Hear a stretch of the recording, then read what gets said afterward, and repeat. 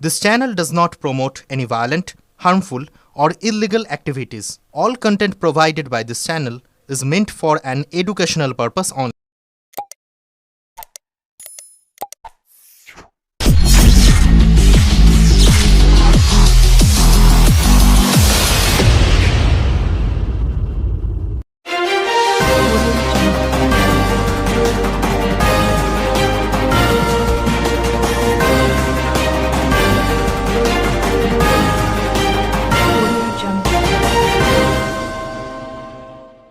কাশ্মীরের পেহেলগাঁও হামলার পর সারা দেশের নজর কাড়ে সেনাদের সাহসী অভিযান অপারেশন সিঁদুর। সেই ঘটনার স্মৃতি এখনো ভারতবাসীর মনে অম্লান। এরপর থেকে সীমান্তে উত্তেজনা, রাজনৈতিক বাকযুদ্ধ এবং জনমানুষের তীব্র বিতর্ক অব্যাহত। এই আবহের মধ্যেই আজ এশিয়া কাপে মুখোমুখি হচ্ছে দুই চির প্রতিদ্বন্দ্বী ভারত ও পাকিস্তান। 22 গজে এই লড়াই আর 5টা ম্যাচের মতো নয়। সীমান্তে উত্তেজনা ও অপারেশন সিঁদুরের স্মৃতি এই দৌরাত্মকে পরিণত করেছে জাতীয় আবেগের কেন্দ্রবিন্দুতে। তবে আবেগের ঝড়ে ভেসে না গিয়ে খেলা যেন কেবল ক্রিকেটেই সীমাবদ্ধ থাকে, এই আহ্বান জানিয়েছেন পশ্চিমবঙ্গের বিরোধী দলনেতা শুভেন্দু অধিকারী।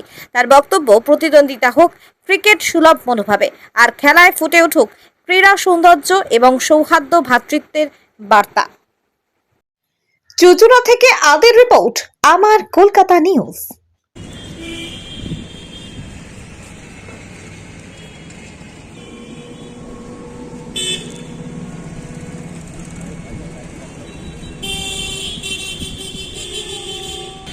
আজকে আমাদের এই পেহেলগাঁওতে যে অ্যাটাক হয়েছিল, জঙ্গি অ্যাটাক, সেটা আমরা এখন অনেকটাই খবরের মাধ্যম এবং মিডিয়ার মাধ্যমে জানতে পেরেছি। তার পেছনে পাকিস্তান জঙ্গি মদত ছিল এবং তারপরে আজকে প্রথম ইন্ডিয়া পাকিস্তান খেলা।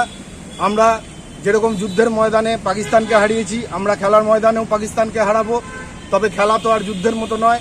খেলাটাকে আমরা সবাই মিলে একসাথে সেই খেলার পর্যায়ে নিয়ে গিয়ে বারবার আমরা পাকিস্তানকে হারিয়ে এটাই আমরা প্রমাণ করতে চাই যে সবার সাথে একটা খেলার মাধ্যমে যে সৌভ্রাতৃত্ব যে গড়ে ওঠে, সেটাও যেরকম আমরা রাখতে চাই এবং আমরা পাকিস্তানকে বারবার হারিয়ে এটাও প্রমাণ করতে চাই যে আমাদের ইন্ডিয়াই শ্রেষ্ঠ। এবং শুধু পাকিস্তান নয়, আমরা বিশ্বের সমস্ত দেশকে হারিয়ে ক্রিকেটে যে আমাদের ভারত শীর্ষে, এটাই আমরা বারবার প্রমাণ করতে চাই।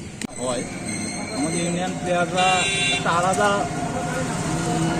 জোশ নিয়ে নয়, তো বিশ্বকাপে তো আমাদের খারাপই পারে না, আর এশিয়া কাপ এটা তো মনে হচ্ছে হাওয়ায় উড়িয়ে দেবে একদম। তো পেহেলগাঁও তো একটা ঘটনা আমাদেরকে আরও উজ্জীবিত করবেই, আর এছাড়াও তো মনে হচ্ছে যা মানে খুব কম টাইমের মধ্যে খেলা শেষ করে বেরিয়ে যাবে। প্রথম ম্যাচ তো দুর্দান্ত পারফরমেন্স করেছে। প্রথম ম্যাচ সেই তুলনায় টিম আমাদের থেকে অনেক কমজোর ছিল। কমজোর ওইভাবে বলা যায় না, ওদের অভিজ্ঞতা অনেক কম।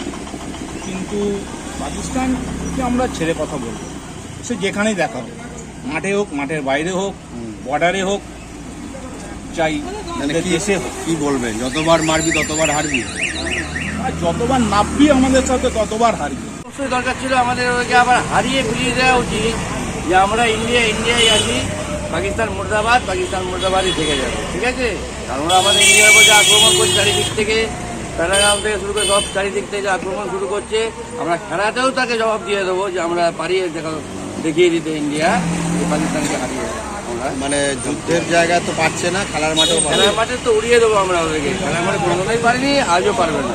আজকে আমরা ওদেরকে হারিয়ে আমরা উইনার হবো। কে ভালো খেলবে কি মনে হয়? ইন্ডিয়ার যারা টিম রয়েছে, ইন্ডিয়া টোটাল টিমই ভালো খেলবে আশা করি। যে কেউ ইন্ডিয়া দাঁড়িয়ে গেলেই ব্যাট আমাদের ম্যাচ হয়ে যাবে। আমাদের ইন্ডিয়া ব্যাটসম্যান নিয়ে ভাবার কোনো ব্যাপারই নেই, বোলার তো নেই। আর আমাদের বুমরা আজকে আছে নিশ্চয়ই, বুমরাকে আজকে ওরা খেলতে পারবে, দেখে দেখা যাক।